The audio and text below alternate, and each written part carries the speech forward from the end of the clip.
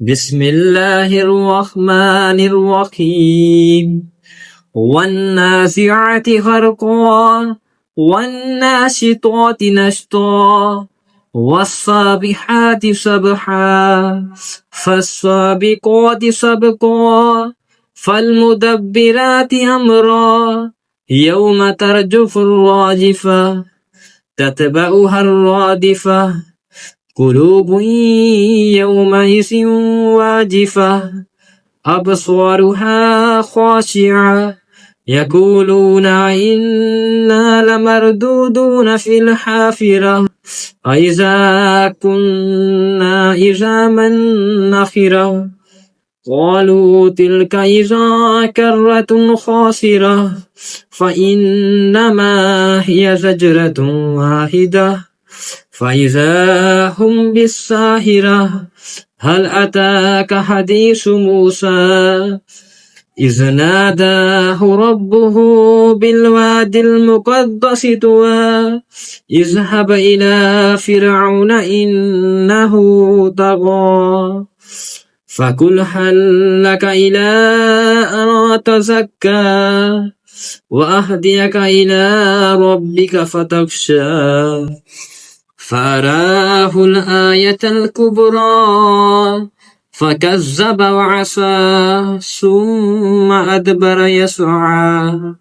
فحشر فنادى فقال أنا ربكم الأعلى فأخذه الله نكال الآخرة والأولى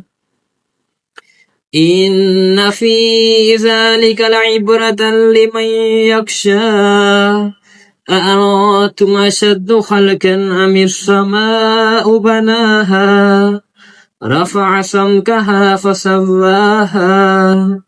وأغطش ليلها وأخرج ضحاها والأرض بعد ذلك دحاها أخرج منها ماءها ومرعاها والجبال أرساها متاعا لكم ولأنعامكم فإذا جاءت الطامة الكبرى يوم يتذكر الإنسان ما سعى وبرزت الجحيم لمن يرى فأما من طغى وآثر الحياة الدنيا فإن الجحيم هي المأوى وأما من خاف مقام ربه ونهى النفس عن الهوى فإن الجنة هي المأوى يسألونك عن الساعة أيان مرساها فيما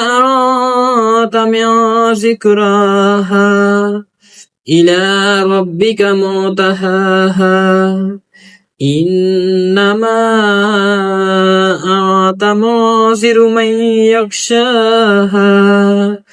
كأنهم يوم يرونها لم يلبسوا إلا عشية أو ضحاها